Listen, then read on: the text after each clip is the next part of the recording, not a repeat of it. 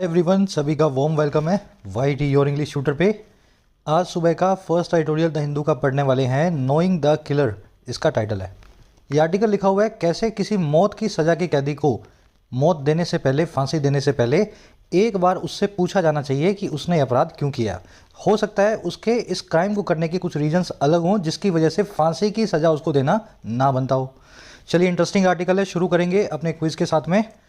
अभी क्या करते हैं, आप आर्टिकल में ट्रांसलेशन के साथ साथ कॉम्प्रीहेंशन, ग्रामर और वोकैब पे अलग से ध्यान देते हैं। तो ये कुछ क्वेश्चंस हैं कॉम्प्रीहेंशन के, ढंग से आर्टिकल को आप पढ़ेंगे और कुछ क्वेश्चंस मिलेंगे ग्रामर और वोकैबलरी पे। सब कुछ आप सीख लोगे तो क्विज में 6 में से 6 मार्क्स आपको लेने हैं। चलिए शुरू करें क्लास को, आइए कुछ नया सीखते हैं।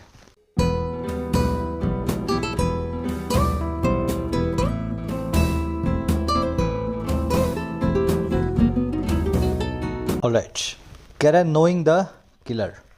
देखिए, नो करना मतलब जानना, किलर का मतलब है हत्यारा यानी कि कातिल। कह रहा है कातिल को भी जानने की ज़रूरत है, एक बार उसको भी पूछ लेना चाहिए कि ऐसा गुनाह उसने क्यों किया। फांसी की सज़ा देने से पहले कातिल से बात करना जरूरी है। चलिए अब टाइटल पैराग्राफ को देखते हैं, क्या कहना चाह रहा है इन डिटेल। कह रहे the supreme court of India has done well. अब ये स्ट्रक्चर कल भी आई थी, आज फिर से रिपीट हुई है।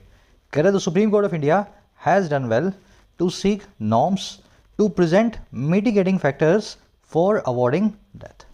कह रहा है जो हमारी सुप्रीम कोर्ट है ना, उसने ऐसा करके बड़ा अच्छा किया। हैज़ डन वेल, याद है ना स्ट्रक्चर, ऐसा करके अच्छा किया। अच्छा क्या करके भाई, उसने बड़ा ही अच्छा काम किया, सीख करके, मांग करके, उन नॉर्म्स को, उन नियमों को, उन रूल्स को। अच्छा, रूल्स किसके लिए? रूल्स हैं प्रेजेंट करने के लिए मिटिगेटिंग फैक्टर्स नाम की चीज़ को। अब ये चीज़ क्या होती है अभी डिटेल में देखेंगे। तो सीख करके उन नॉर्म्स को जो प्रेजेंट करेंगी, मिटिगेटिंग फैक्टर्स को लेकर के आएंगी इस चीज़ को। और ये मिटिगेटिंग फैक्टर्स किसके लिए होंगे? ये होंगे अवॉर्ड करने के लिए डेथ को, किसी आदमी को मौत की सज़ा देने के लिए, अवॉर्ड डेथ करने के लिए। आगे बात समझ में? तो सुप्रीम कोर्ट ने बोला है कि कानून बनाओ अच्छे अच्छे और उस कानून के हिसाब से मिटिगेटिंग फैक्टर को प्रेजेंट करने की एक व्यवस्था करो। हो सकता है किसी ऐसे कातिल का ऐसा मिटिगेटिंग फैक्टर निकले जिसकी वजह से उसको मौत की सज़ा देने से हम बच सकें। चलो अब सबसे पहले देखेंगे मिटिगेटिंग फैक्टर्स होते क्या हैं। देखो, ये दो वर्ड्स हैं, बार बार आर्टिकल में आएंगे। पहला वर्ड है मिटिगेटिंग फैक्टर्स या सर्कमस्टेंसेस, दूसरा है अग्रावेटिंग फैक्टर्स या सर्कमस्टेंसेस। दोनों एक दूसरे के उल्टे हैं।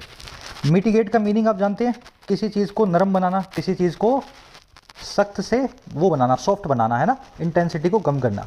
तो ये मिटिगेटिंग फैक्टर्स वो फैक्टर्स हैं या वो सर्कमस्टेंसेस हैं जो किसी आदमी के पनिशमेंट को कम करने को जस्टिफाई करते हैं। जैसे एक अनपढ़ आदमी ने गुनाह किया और एक पढ़े लिखे आदमी ने गुनाह किया, तो अगर आप उस आदमी को सज़ा दे रहे हो ना, तो उससे पहले अगर आप देख लोगे ये आदमी अनपढ़ था, तो ये उसका मिटिगेटिंग फैक्टर हो जाएगा, शायद इस वजह से उसको आप सज़ा कम दोगे। आ रही है बात समझ में? अब इसका उल्टा क्या है? Aggravating factors. अब वही पढ़े लिखे और अनपढ़ की बात है। गुनाह करने वाले को जब आपको पता लगा कि ये आदमी तो पीएचडी किया हुआ है, सब कुछ जानता है, बावजूद उसने इस गुनाह को किया है, तो ये उसका एग्रावेटिंग फैक्टर बन जाएगा, वो सर्कमस्टेंस जिसमें पनिशमेंट को हार्ड भी बनाया जा सकता है। तो मिटिगेटिंग फैक्टर सही होते हैं एक डेथ रो के क्रिमिनल को, जिसको मौत की सज़ा मिली हो, वो आदमी कैसे भी करके जस्टिफाई करता है कि मुझे क्राइम जो मुझसे हुआ है ये मेरी गलती है, लेकिन मुझे मौत की सज़ा ना मिले, है ना। तो अब सुप्रीम कोर्ट ने बोला है कि मिटिगेटिंग फैक्टर्स को प्रेजेंट करने का हर कातिल को मौका मिलेगा। आगे बात समझ में? चलो डिटेल में बता रहा हूँ मैं। सुप्रीम कोर्ट ऑफ इंडिया की वो है हैज़ डन वेल, द लगेगा सुप्रीम कोर्ट के आगे, किसी भी सरकारी एजेंसी के आगे, रिजर्व बैंक हो, आरबीआई हो, सुप्रीम कोर्ट हो, सीबीआई हो, ईडी हो, सब अपने आगे द को लेती हैं। ये डू वेल वाली स्ट्रक्चर कल ही आपको दिखाई थी। डू वेल प्लस में वर्ब की बेस फॉर्म, इसका मतलब ये होता है ऐसा करके अच्छा करना। जैसे you will do well to start your exam preparations early, आप ऐसा करके बहुत ही अच्छा करेंगे, और कैसा करके? शुरू करके अपनी एग्ज़ाम की तैयारी को जल्दी ही। तो जल्दी शुरू कर दोगे एग्ज़ाम की तैयारी तो आपके लिए अच्छा होगा। वैसे ही the minister has done well to suspend the corrupt officer, minister ने ऐसा करके बहुत अच्छा किया, और कैसा करके? सस्पेंड करके भ्रष्टाचारी अफसरों को, करप्ट ऑफिसर्स को, है ना। तो ये स्ट्रक्चर 2-3 बार आ जाएगी तो आप दिमाग में बैठा लोगे ना, बार बार आ रही है, रिपीट हो रही है। चलो आगे बढ़ते हैं। अब ये मिटिगेटिंग फैक्टर और एग्रावेटिंग फैक्टर आपको डिटेल में इसलिए बताया क्योंकि बार बार आर्टिकल में आएगा, तो मीनिंग आप इनका निकाल लेना। अब एक काम करते हैं, इस आर्टिकल की वोकैब पे नज़र डालेंगे, सारी वोकैब एक साथ पढ़ लेंगे तो स्मूथली इसको पढ़ने में हमें दिक्कत नहीं आएगी। और उसी के साथ में एग्जाम्स का सीजन है, एग्जाम्स रोज़ नए पब्लिश हो रहे हैं एसएससी के, बैंकिंग के। होपफुली आपने तैयारी शुरू कर दी होगी, अगर नहीं की है तो इंग्लिश का सेक्शन प्रिपेयर कर सकते हो आप अपनी ऐप पे YD योर इंग्लिश शूटर पे। कमेंट सेक्शन में लिंक रखा है, जाके डाउनलोड करो इसको। बेसिकली 3 कोर्स आपको मिलेंगे इस पे ऐप पे, बैंकिंग का, एसएससी का और राइटिंग का। बैंकिंग एसएससी कोर्सेज के अंदर मैं आपको पूरा सिलेबस कवर करवाता हूँ, दोनों ही एग्जाम्स का, प्रीलिम्स और मेंस दोनों का, सारे वैरायटी के अपडेटेड क्वेश्चंस के साथ। राइटिंग के कोर्स में आपको मिलता है 60 से 80 घंटे के अंदर बेसिक से एडवांस्ड इंग्लिश राइटिंग का पैकेज। किसी भी एग्जाम का डिस्क्रिप्टिव आप इसके सहारे लिख सकते हो। बैंकिंग एसएससी कोर्स को इस वीक से अपडेट करेंगे नई वैरायटी के क्वेश्चंस के साथ में, फायदा आप इनका ले सकते हैं। कोर्सेज को वक्त रहते ही बाय करें, लास्ट मोमेंट तक ना छोड़ें, लास्ट मोमेंट में तैयारी नहीं की जाती। ये नंबर है व्हाट्सएप का, आप मेरी टीम से बात कर सकते हैं अगर कोई भी आपकी क्वेरी रहती है तो regarding courses. Alright, vocab sheet है अपनी, 7-8 वर्ड्स हैं, जल्दी से सब पे नज़र डालेंगे। कल हमने छोड़ा था एडमोनिशन पे। एडमोनिशन का मतलब होता है वार्निंग या लताड़, स्कोल्डिंग या कॉशन। अब उसी से आगे शुरू करना है डिलेमा से। डिलेमा तो बड़ा कॉमन सा वर्ड है, हिंदी में बोलते हैं इसको धर्म संकट, अ डिफिकल्ट सिचुएशन। अब इसके अच्छे अच्छे सिनोनिम्स हैं, प्रेडिकामेंट, कॉन्ट्री, बाइंड और हॉब्सन्स चॉइस। देखो ये वर्ड्स बहुत बार हो चुके हैं, बार बार इनमें अंदर घुसने का मतलब नहीं है। आप इनको बार बार आर्टिकल्स में देखोगे रिपीट होता हुआ। प्रेडिकामेंट, क्वांट्री, बाइंड तो बहुत बार आप देखोगे।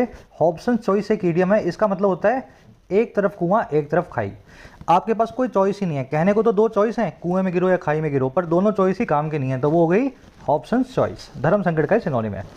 At the start of the second wave of the pandemic the nation was in a dilemma over the necessity of lockdowns.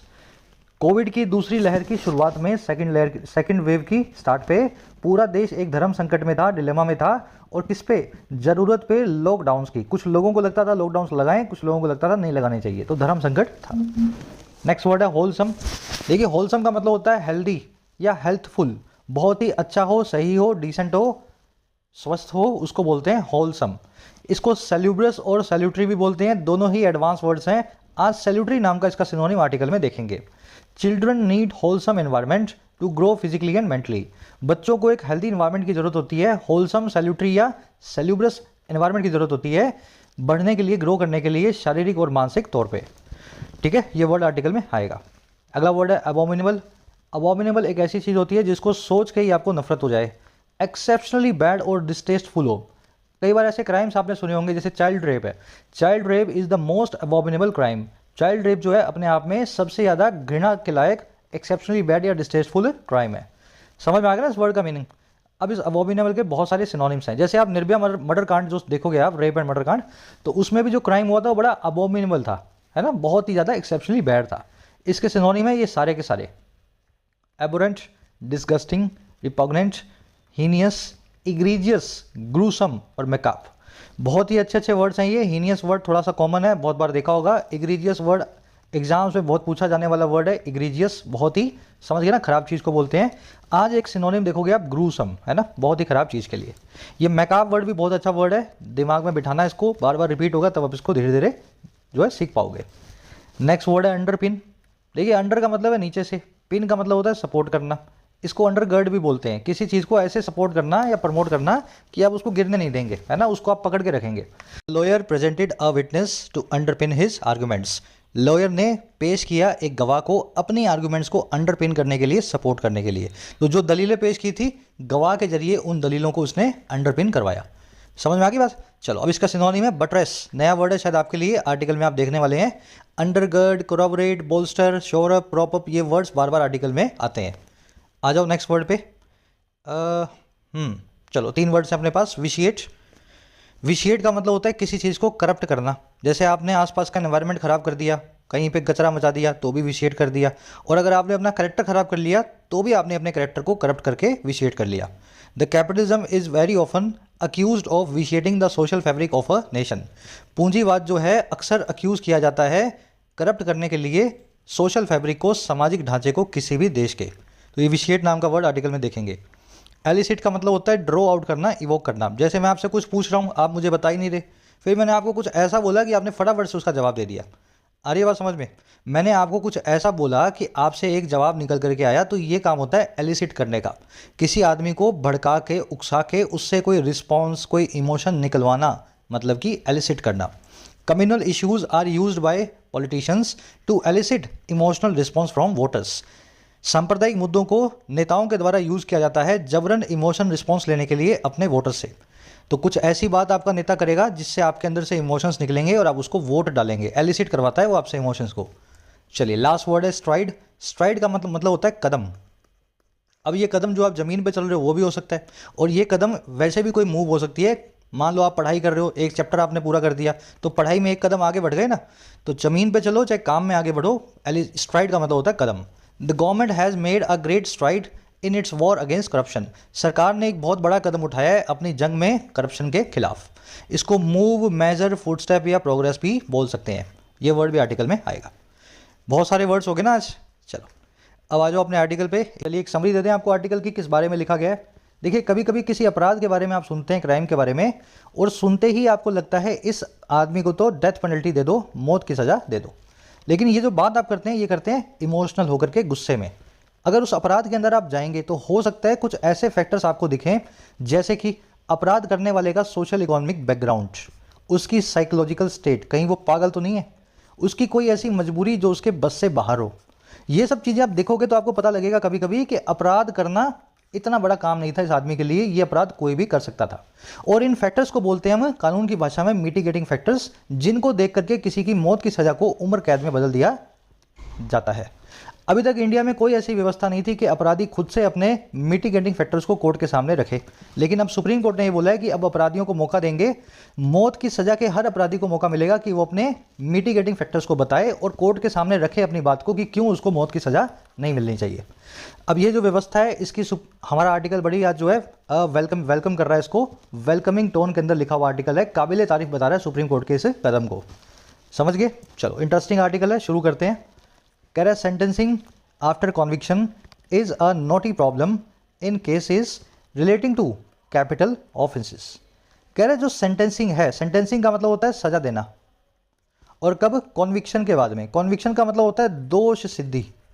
सबसे पहले सुप्रीम कोर्ट में, किसी भी कोर्ट में आपका आरोप सिद्ध किया जाता है, आपके ऊपर कॉन्विक्शन किया जाता है, उसके बाद आपकी सजा को डिसाइड किया जाता है।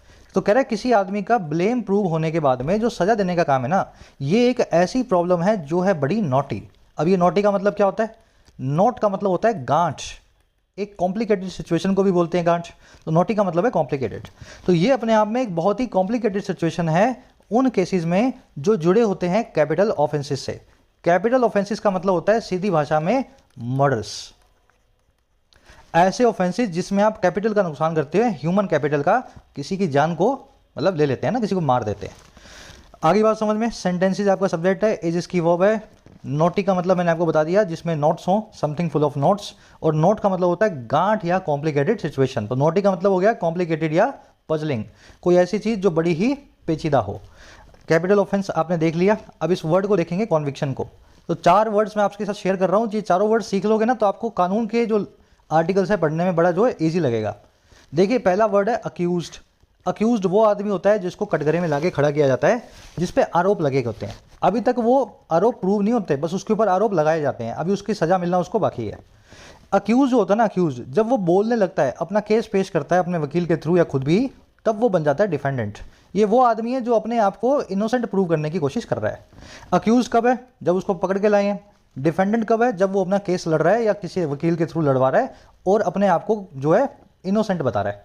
फिर ये क्या बन जाता है? ये बन जाता है कॉन्विक्ट, अगर इसको मतलब इसका क्राइम जो है इस पर प्रूव हो जाए। तो कॉन्विक्ट वो आदमी है, वो अक्यूज जिसका क्राइम प्रूव हो चुका है।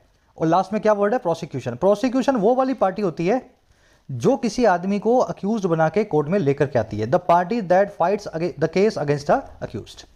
आगे बात समझ में। तो ये चारों वर्ड्स को दिमाग में बिठा लेना। अब ये देखो, कॉन्विक्ट से ही कॉन्विक्शन बना है। कॉन्विक्ट वो आदमी है जिसका ब्लेम प्रूव हो गया है। कॉन्विक्शन का मतलब हो गया दोष सिद्धि, proving of blame on the part of an accused. चलो ये 4 वर्ड्स बार बार आएंगे तो मैंने एक साथ आपको करवा दिए। अब आगे बढ़ते हैं। करेक्ट ट्रायल जजेस are called upon to make a decision on whether only a death sentence will meet the ends of justice. कह रहे जो ट्रायल जजेस होते हैं, ये कौन जजेस हैं? वो जजेस जो ट्रायल को देख रहे हैं, इस केस की सुनवाई कर रहे हैं। कह रहे हैं इन जजेस को कॉल अपॉन किया जाता है पैसिव वॉइस में। और कॉल अपॉन करने का मतलब है किसी आदमी से डिमांड करना, किसी पर्सन से, है ना, किसी मतलब समझ गए ना, आदमी या औरत से। तो इन जजेस से ऐसी डिमांड की जाती है, इनको कॉल अपॉन किया जाता है कि ये फेस मेक करें एक डिसीजन को, ये लें एक फैसले को। और किस चीज़ पे? ऑन लगा के बता रहा है, हाँ या ना, वेदर महज एक मौत की सजा ही या डेथ सेंटेंस ही मीट करेगी या पूरा करेगी एंड्स ऑफ जस्टिस को, जस्टिस के जो है तरीकों को। तो इनसे ये पूछा जाता है, ट्रायल जजेस से इनसे डिमांड की जाती है कि आप बताओ क्या बिना मौत की सज़ा के काम चल सकता है या नहीं चल सकता? और या फिर a life term will be enough, या फिर एक उम्र कैद जो है अपने आप में इनफ होगी। मौत की सज़ा सिर्फ तभी दी जाती है जब जज को ऐसा लगे कि मौत देने के अलावा इस आदमी से कोई जस्टिस हो ही नहीं सकता। चलो, जजेस की वर्ब है are called upon, passive voice लगा हुआ है, आर प्लस में वर्ब की थर्ड फॉर्म आई हुई है, जजिस के ऊपर काम हो रहा है, जजिस से डिमांड की जा रही है। कॉल अपॉन का मतलब होता है डिमांड करना एक्टिव में किसी भी पर्सन से। फिर एक फ्रेजल वर्ब होती है कॉल फॉर। कॉल फॉर का मतलब होता है किसी इनएनिमेट जो है ऑब्जेक्ट के लिए डिमांड करना। जैसे we called for a tax relief, हमने एक टैक्स रिलीफ की डिमांड की। Workers are calling for wage increase, जो वर्कर्स हैं वो डिमांड कर रहे हैं सैलरी में इजाफे की। तो किसी इनएनिमेट ऑब्जेक्ट के लिए डिमांड करोगे तो अब तो कॉल फॉर, और किसी आदमी से डिमांड करोगे तो कॉल अपॉन। दोनों अलग अलग फ्रेजल वर्ब्स हैं। आगे बढ़े, कह रहे as a salutary norm the supreme court has laid down that the death penalty can be imposed only in the rarest of rare cases. कह रहा है एक सैल्यूटरी नॉर्म के तौर पे, सैल्यूटरी का मतलब क्या है? हेल्दी, अच्छी, हेल्थफुल, डिसेंट, है ना, सैल्यूब्रियस। कह रहा है एक होलसम या सैल्यूब्रियस नॉर्म के तौर पे, कानून के तौर पे सुप्रीम कोर्ट ने इस चीज़ को ले डाउन कर दिया है। ले डाउन का मतलब होता है किसी चीज़ को इस्टेब्लिश करना, किसी रूल को, कानून को जो है सबके सामने एक तरीके से एक मतलब ऑफिशियल बना देना, ऐसा समझ लो। तो सुप्रीम कोर्ट ने ऑफिशियली ऐसा ले डाउन कर दिया है दैट वो ये कि जो डेथ पेनल्टी है, डेथ पेनल्टी मतलब मौत की सज़ा, मौत की सज़ा इंपोज की जा सकती है महज रेयरेस्ट ऑफ रेयर केसेस के अंदर। ऐसे केसेस जिनमें जो गुनाह है वो रेयरेस्ट ऑफ रेयर है, मतलब जो 10,000 में से एक बार ऐसा गुनाह होता है जिसमें मौत की सज़ा दी जा सकती है। कहने का मतलब ये सुप्रीम कोर्ट की वर्ब है has laid down, death penalty की वर्ब है can be imposed, passive voice में यहाँ लगी हुई है एक्टिव वॉइस। अच्छा, रेयरेस्ट ऑफ रेयर समझ के ना, बहुत ही रेयर जो केस होता है उसको बोलते हैं रेयरेस्ट ऑफ रेयर, में भी जो रेयरेस्ट है वो हो गया रेयरेस्ट ऑफ रेयर। जैसे निर्भया कांड था। अब ये ले डाउन आपने देख लिया, इसका मतलब होता है किसी चीज़ को ऑफिशियली इस्टेब्लिश करना। यहाँ लिख दूँ मैं, टू इस्टेब्लिश समथिंग, ठीक है, ऑफिशियली। अब 3 फ्रेजल वर्ब्स आपको और दिखा रहा हूँ, ले आउट, ले ओवर या ले असाइड। सब लोग एक बार ट्राई देंगे तीनों फ्रेजल वर्ब्स को। चलो, ले आउट का मतलब है टू स्पेंड या इनकर एक्सपेंडिचर, टू स्पेंड मनी ऐसा बोल दो।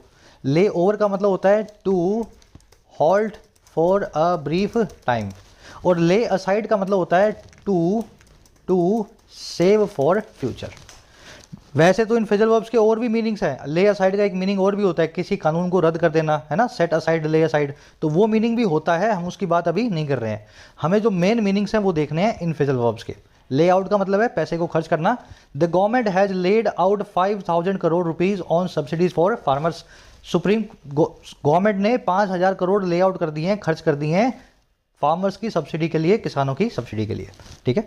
ले ओवर का मतलब होता है ब्रीफ टाइम के लिए हॉल्ट करना। जैसे आप दिल्ली से निकले हो ग्वालियर के लिए, या आप जयपुर से ग्वालियर के लिए निकले हो, तो जयपुर से पहले दिल्ली गए, दिल्ली में 4 घंटे आपकी फ्लाइट रुकी रही, फिर फ्लाइट आपकी ग्वालियर की फिर से जो चली, आप तो 4 घंटे का आपने ले ओवर किया, है ना। तो ये ले ओवर वर्ड आप जो है फ्लाइट की टिकट में देखेंगे।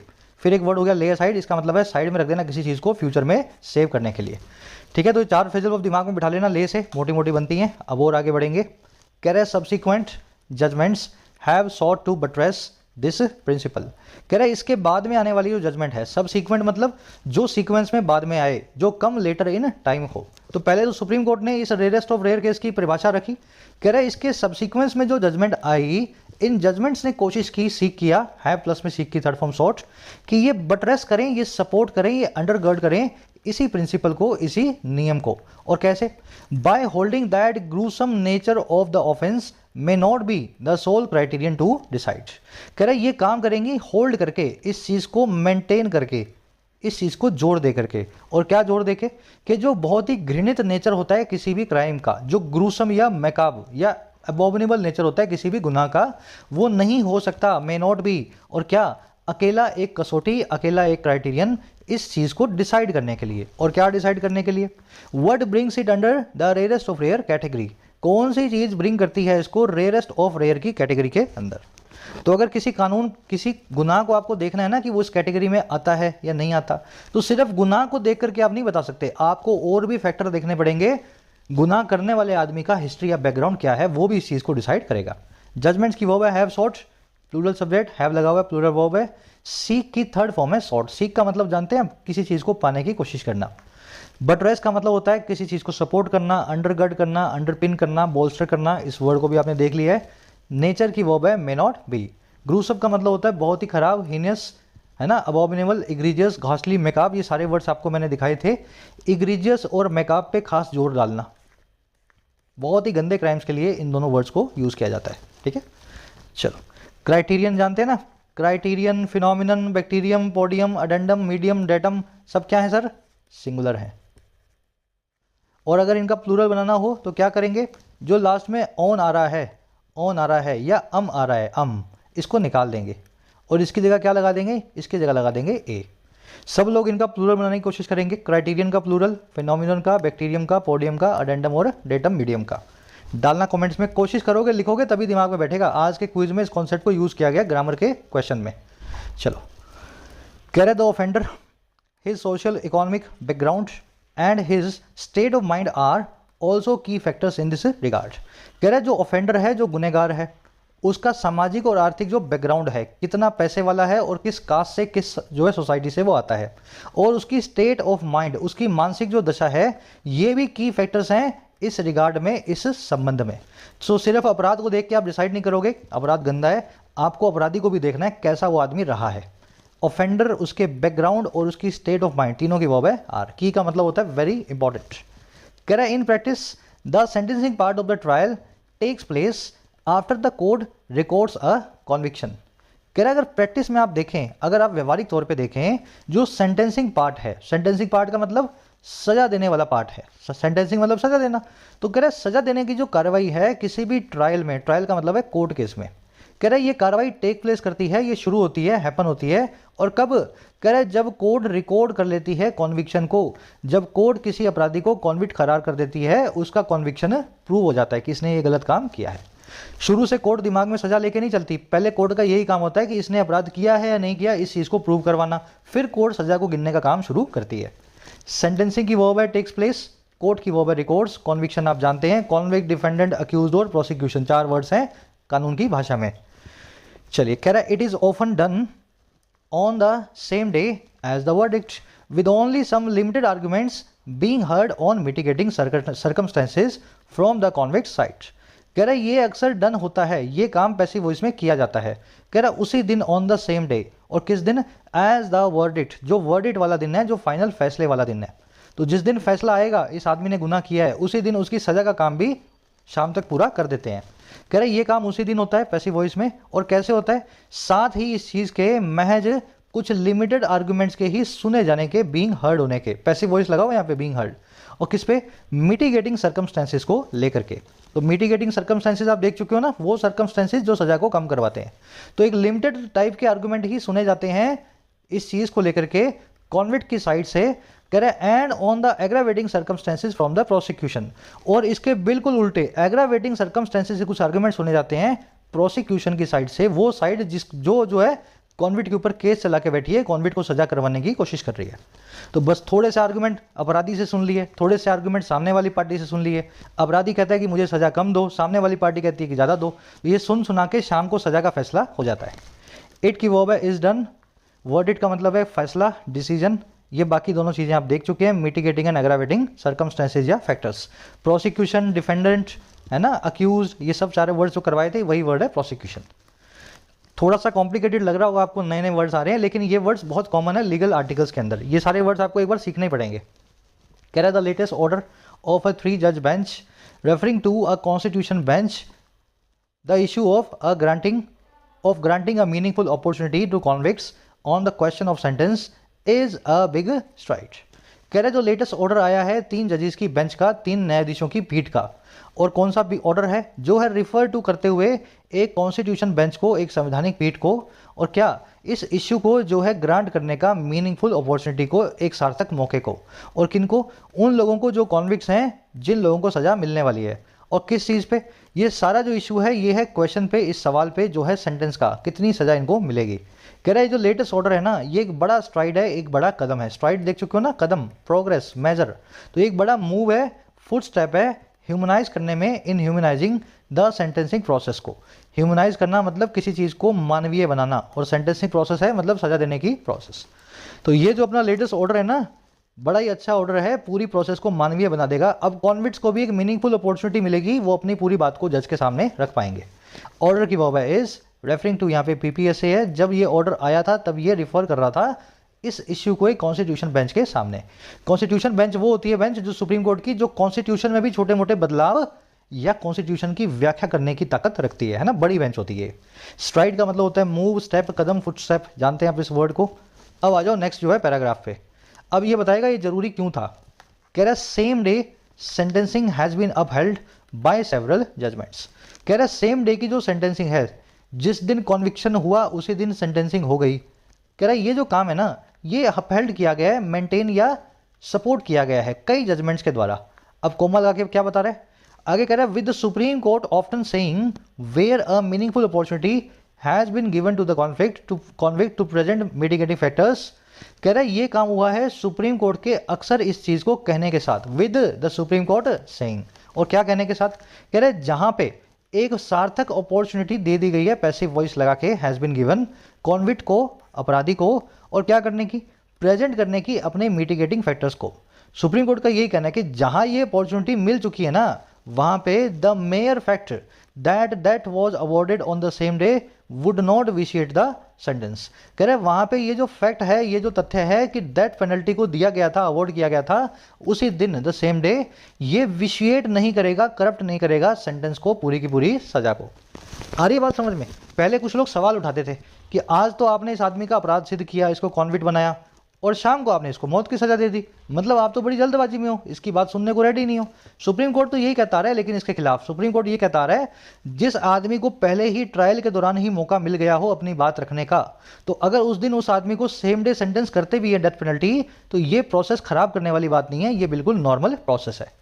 आरी बात समझ में। सुप्रीम कोर्ट इस चीज को जो है सपोर्ट करता था कि जिस दिन चट मंगनी पट गया, बस हाथों हाथ इसकी सजा डिसाइड करो और इसको फांसी की सजा दे दो।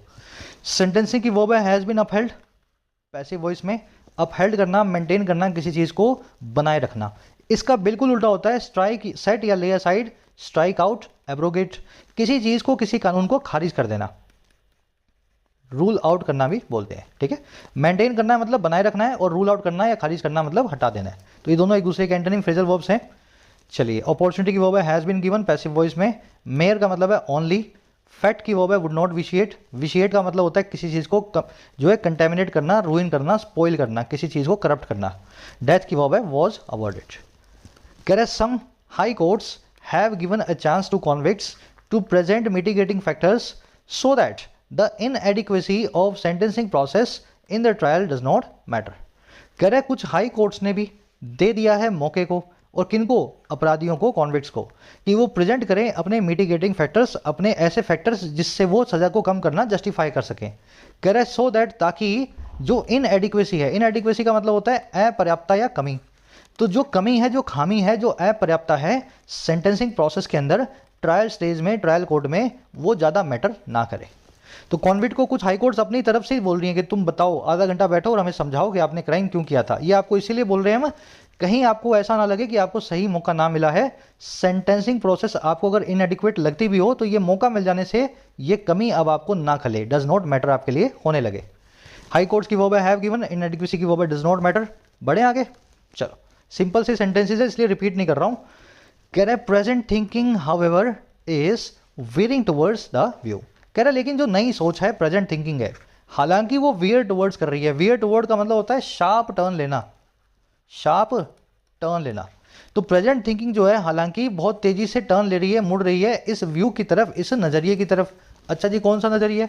That courts must elicit reports from the jail authorities, कि कोर्ट्स को एलिसिट करना ही चाहिए, कोर्ट्स को, अब एलिसिट याद है ना आपको, किसी से कोई चीज निकलवाना, तो कोर्ट को निकलवा ही लेना चाहिए रिपोर्ट को जेल की अथॉरिटीज से जहां पे कैदी बंद था, और किससे? प्रोबेशन ऑफिसर से, वो ऑफिसर जो प्रोबेशन में ख्याल रखता है इन कैदियों का, है ना। प्रोबेशन का वक्त होता है जब, समझ गए ना, मतलब जब ये पैरोल वेरोल पे जाते हैं, अंदर बाहर होते हैं, तो प्रोबेशन ऑफिसर इनके साथ में रहता है। एंड इवन ट्रेन्ड साइकोलॉजिस्ट, यहां तक कि बहुत ही अच्छे मनोचिकित्सक भी, ताकि ये असेस कर पाए, to assess the mitigating factors in favour of not imposing the death penalty. Mitigating factors को इस फेवर में, और वो फेवर है नहीं इम्पोज करने का डेथ पेनल्टी को। तो नई सोच आजकल की यही कह रही है, दुनिया भर में इसी तरफ मुड़ती जा रही है कि सजा देने से पहले मौत की। कोर्ट अब अपराधी से भी ना पूछे, अपराधी से चलो पूछ ही लिया, उसके साथ साथ में जेल की अथॉरिटी को भी बुलाए कि आदमी कैसा है, जेल में कैसे रहता था, प्रोबेशन ऑफिसर से भी पूछे और ट्रेंड साइकोलॉजिस्ट से भी पूछे, ताकि जो है मिटिगेटिंग फैक्टर्स को कोर्ट खुद असेस कर सके कि इस आदमी को मौत की सजा देना है या नहीं देना। चलिए, थिंकिंग की वर्ब है इज वेयरिंग टुवर्ड्स, इज यहाँ पे हेल्पिंग वर्ब है, वर्ब का पार्ट है। कोर्ट की वर्ब है मस्ट एलिसिट, एलिसिट का मतलब होता है किसी चीज़ को ड्रॉ आउट करना, अराउज करना, किसी चीज़ को किसी से निकलवाना, है ना, जबरन। कह रहा है in its referral order the bench has also raised the question. कह रहा है अपने रेफरल ऑर्डर में, जो भी रेफरल ऑर्डर आया है आगे इस मामले को संवैधानिक पीठ के सामने रखने का, कह रहा है इस रेफरल ऑर्डर में रिफर करने वाले में बेंच ने रेज किया है, और किसको, इस सवाल को, क्वेश्चन को, और किस बारे में, as to the stage at which mitigating factors are to be presented. ये क्वेश्चन है इस बारे में, एज टू मतलब विद रिस्पेक्ट टू, कह रहे ये क्वेश्चन है बारे में विद रिस्पेक्ट टू उस स्टेज के, उस चरण के जिसके ऊपर एट विच मिटिगेटिंग फैक्टर्स को प्रेजेंट किया जाना चाहिए, आर टू बी प्रेजेंटेड। तो एक कानून बने, पूरा सिस्टम बने कि कब आकर के अपराधी को सजा की माफ़ी, सजा से पहले माफ़ी मांगना शुरू कर देना चाहिए। अभी तक तो कोई सिस्टम नहीं है, अगर मौका मिला तो वो बोल देगा बेचारा, नहीं मिला तो उसको सजा मिल जाएगी मौत की, ठीक है ना। स्टेज को डिसाइड करेंगे अब। बेंच की वर्ब है हैज़ ऑल्सो रेज्ड, फैक्टर्स की वर्ब है आर, एज टू का मतलब होता है इस बारे में, इसको विद रिस्पेक्ट टू भी बोलते हैं, विद रिस्पेक्ट टू, है ना। तो raise the question, as to का मतलब है raised the question with respect to, ऐसा भी बोल सकते थे। कह रहा it has noted that the scales are tilted against the convicts now. तो इस बेंच ने इस चीज़ को नोट किया है कि जो स्केल है, स्केल का मतलब है तराजू, तराजू जो है झुका हुआ है खिलाफ में, अगेंस्ट में, कॉन्विक्ट्स के अभी तक।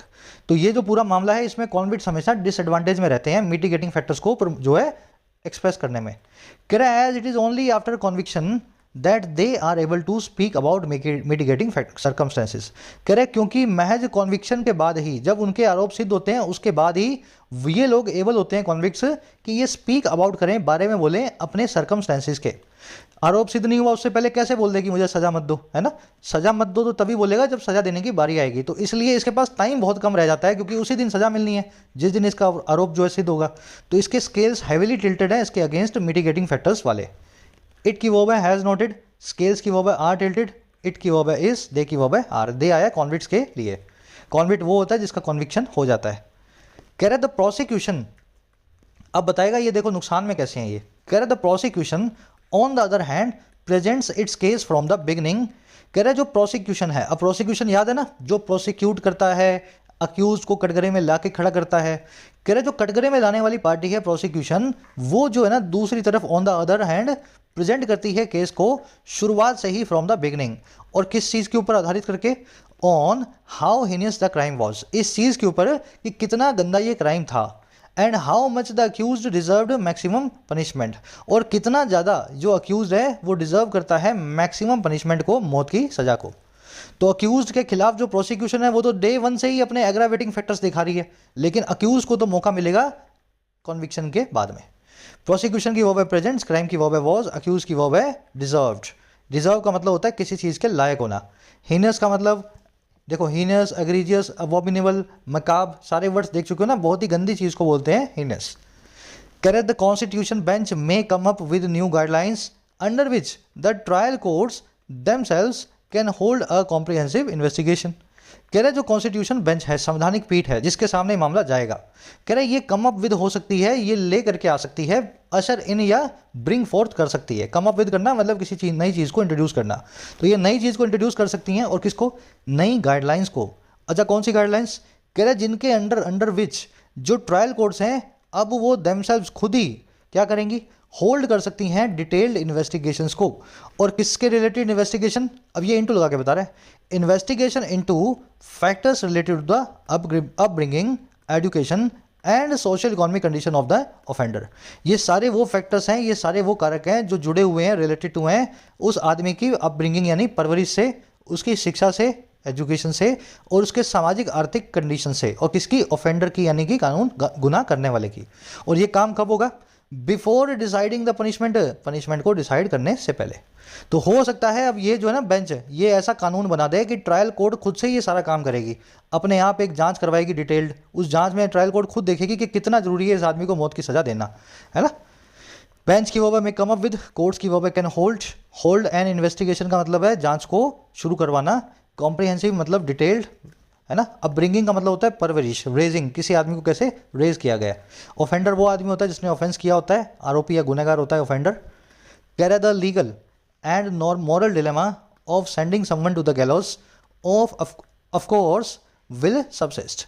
कह रहे जो कानूनन और जो मोरल डिलेमा है, जो धर्म संकट है नैतिक और कानूनी, और किसका, सेंड कर देने का किसी भी आदमी को गैलोज की तरफ। गैलोज का मतलब होता है फांसी का फंदा, सेंड का मतलब है भेजना, किसी आदमी को फांसी के फंदे की तरफ भेजने का, यानी किसी आदमी को मौत की सजा देने का। कह रहे जो धर्म संकट है ना, ये बिना किसी शक के ऑफकोर्स सबसिस्ट करेगा। सबसिस्ट करना मतलब किसी चीज़ का एग्जिस्ट करना या किसी चीज़ का सर्वाइव करना। तो ये धर्म संकट बना रहेगा ओनली एज लॉन्ग, महज तभी तक, ओनली एज लॉन्ग, और कब तक, as the death penalty remains on the statute book, जब तक जो डेथ पेनल्टी है, मौत की सजा है, वो बनी रहती है कानून की किताब के अंदर। तो जब तक ये सजा बनी रहेगी तब तक किसी भी आदमी को सजा देने से पहले जो डिलेमा है, जो धर्म संकट है, उसका भी बनना लाजमी है। डिलेमा, कॉन्ट्री, प्रेडिकामेंट, ऑप्शन चॉइस, जानते हो ना इस वर्ड को, धर्म संकट को। सेंड समवन टू गैलोज का मतलब है किसी आदमी को सेंटेंस टू डेथ करना, किसी आदमी को मौत की सजा देना। सबसिस्ट का मतलब होता है किसी चीज़ का सर्वाइव करना, बने रहना, एग्जिस्ट करना। सबसिस्ट से ही वर्ड बनता है सबसिस्टेंस, इसका मतलब होता है सर्वाइवल, या फिर इसका एक दूसरा मीनिंग होता है आपका रोजगार, यानी कि आपका ऑक्यूपेशन, वो भी तो आपका सर्वाइवल ही है ना। तो सबसिस्ट से सबसिस्टेंस यानी कि सर्वाइवल यानी कि रोजगार। डेथ पेनल्टी, मौत की सजा, वो रिमेन्स। स्टैट्यूट बुक का मतलब होता है कानून की किताब, स्टैट्यूट मतलब लॉ। स्टैच्यूट वर्ड को स्टैच्यू वर्ड से कंफ्यूज नहीं करना है, स्टैच्यूट मतलब लॉ, स्टैच्यू का मतलब है मूर्ति। स्टैच्यू ऑफ लिबर्टी है, स्टैच्यू ऑफ, देख रहे हो ना सारे, तो ये स्टैच्यू ऑफ यूनिटी, लिबर्टी सब मूर्तियां हैं, और स्टैच्यूट एक कानून है, ये टी बीच में इसमें एडिशनल आता है। स्टैच्यूट से ही वर्ड बनता है स्टैच्यूटरी, इसका मतलब होता है वैधानिक। जैसे सिगरेट के पैकेट पे आप देखोगे स्टैट्यूटरी एडवाइस, वैधानिक वार्निंग है, वो कानून की तरफ से वार्निंग आपको दी जाती है कि सिगरेट पीना स्वास्थ्य के लिए हानिकारक है। चलिए, बहुत सारा वोकैब था आज के आर्टिकल में, इसलिए वोकैब के साथ साथ थोड़ा सा हमने कॉम्प्रिहेंशन पे भी आज क्वेश्चन बनाए हैं।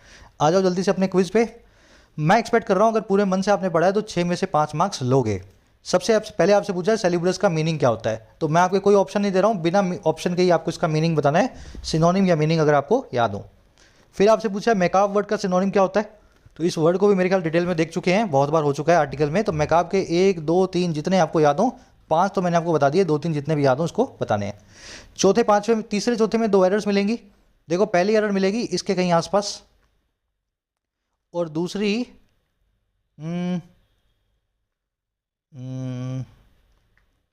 एक ही एरर है इसमें यार, extreme weather events are nature deviates from established pattern in terms causes use, एक ही एरर है। तो ये 3 ही क्वेश्चन है, ठीक है, ये तीसरा कर लेना, ये चौथा हो जाएगा, ये 5वां हो जाएगा। तो एरर को आप ढूंढ लोगे, आपको हिंट मैंने दे दी है। पहला दूसरा कॉम्प्रिहेंशन का क्वेश्चन है, पहले में पूछा है कि इनमें से कौन सा वो फैक्टर नहीं है जो रेयरेस्ट ऑफ रेयर के लिए डिटर्मिनेशन करेगा। तो 4-3 फैक्टर आए हुए हैं आर्टिकल में, जो नहीं आया हुआ वो आपका आंसर बन जाएगा। सेकंड में आपसे पूछा है मिटिगेटिंग फैक्टर का क्या मीनिंग होता है, कौन से फैक्टर्स मिटिगेटिंग फैक्टर कहलाएंगे, पूरे आर्टिकल को पढ़ने के बाद आपको क्या लगता है। मेरे ख्याल से ये भी ईजी है, सब लोग आप कर ही देंगे, एक ऑप्शन को निकाल लेना इनमें से। 5 क्वेश्चन्स के रिप्लाई इसी वीडियो के फर्स्ट कमेंट में रखिए, नीचे जाके चेक कर लो। अपने आंसर्स को मेरे रिप्लाई से, मतलब फर्स्ट कमेंट से मैच करोगे, बताना मुझे आप तो आउट ऑफ 5 आपको कितने मार्क्स मिले, कमेंट सेक्शन में लिख के बताना। इस पूरे मामले पे आपकी क्या राय है, 3 से 4 सेंटेंसेज में इंग्लिश में लिखने की कोशिश करें, कमेंट सेक्शन में पोस्ट करना ताकि राइटिंग अच्छी हो। कोर्सेज अवेलेबल हैं ऐप पे, जाके आप उनका भी फ़ायदा ले सकते हैं, राइटिंग का, बैंकिंग का, एसएससी का। एग्जाम्स भी नज़दीक हैं, वक्त रहते अपनी प्रिपरेशन को शुरू करें। नए अपडेटेड कंटेंट के हिसाब से ही राइटिंग, एसएससी और बैंकिंग कोर्स को बनाया जा रहा है। चलिए, मुलाकात होगी कल। कोई भी क्वेरी हो, ये नंबर है व्हाट्सएप, टीम से आप बात कर सकते हैं व्हाट्सएप के थ्रू। Until then, signing out.